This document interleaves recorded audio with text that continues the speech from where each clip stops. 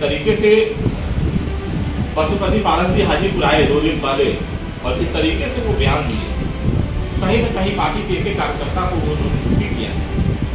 और रामविलास पासवान जी के पद चिन्हों पर चलते हुए पार्टी का हर एक कार्यकर्ता चिराग पासवान जी के नेतृत्व में आज की तारीख में पूरी तरह से दमखम के साथ हम लोग लगे हुए हैं। और जिस तरीके से उन्होंने चिराग पासवान जी और उनकी माता जी का नाम लेकर अपमानित करने का काम किया, वो बर्दाश्त योग्य नहीं। हम आपको संक्षिप्त में ये बता दें कि आज से 2 दिन पहले हाजीपुर के स्थानीय सांसद पशुपति कुमार पारस जी जब हाजीपुर आए थे तो इस सर्किट हाउस के बगल में 5 जुलाई को हमारे पार्टी के संस्थापक आदरणीय स्वर्गीय रामविलास पासवान जी की मूर्ति की स्थापना हमारे पार्टी के वर्तमान के राष्ट्रीय अध्यक्ष चिराग पासवान जी ने कराई थी। उस संदर्भ में उनका बहुत गैर जिम्मेदाराना बयान आप ही लोगों के माध्यम से हम लोगों को सुनने को मिला, जिसमें उन्होंने कहा कि जो यह मूर्ति का स्थापना हुआ तो स्थापना के बाद उनका कहना था कि इस मूर्ति के ऊपर शेड होना चाहिए था और बाउंड्री होनी चाहिए थी।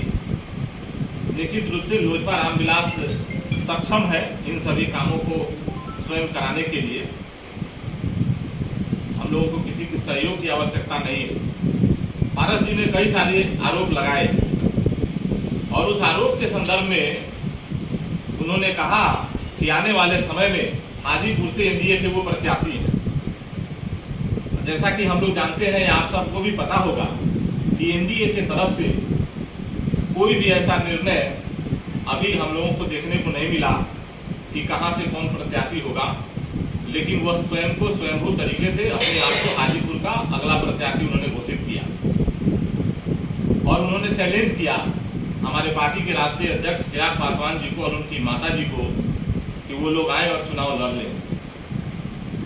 तो वो तो समय बताएगा, जब चुनाव होगा तब पता चलेगा कौन चुनाव लड़ेगा कौन नहीं लड़ेगा। हमारी पार्टी की ओर से अभी ये निर्णय नहीं हुआ है, लेकिन इसका निर्णय जनता करेगी और जनता इसका निर्णय देगी कि ये हाजीपुर की धरती रामविलास पासवान के नाम से जाना जाता है, रामविलास पासवान के नाम से हाजीपुर की धरती जाती है। जो स्थानीय सांसद हैं उनको भी पता चल जाएगा कि रामविलास पासवान जी ने हाजीपुर में क्या किया है और हाजीपुर के लोगों के लिए उन्होंने क्या किया। दिल्ली में भी कोई रिहायशी जगह पर हमारे नेता के आदमकद प्रतिमा के निर्माण कराने के लिए वो भारत सरकार से इसकी घोषणा कराएं, हम इसकी मांग उनसे करते हैं। दूसरे के द्वारा किए जा रहे कामों पर अपने तरीके से टीका टिप्पणी करके और कुछ उसमें गलतियां निकालना, ये उनको शोभा नहीं देता है। कहीं ना कहीं राजनीतिक रूप से विक्षिप्त होने जैसा उनका ये कार्य हम लोगों को संस्कृति समझ में आता है। का अपना सीट दिया 2019 में लड़ने के लिए और आज आप यहाँ से सांसद हैं और तथाकथित तरीके से आप भारत सरकार में मंत्री भी हैं।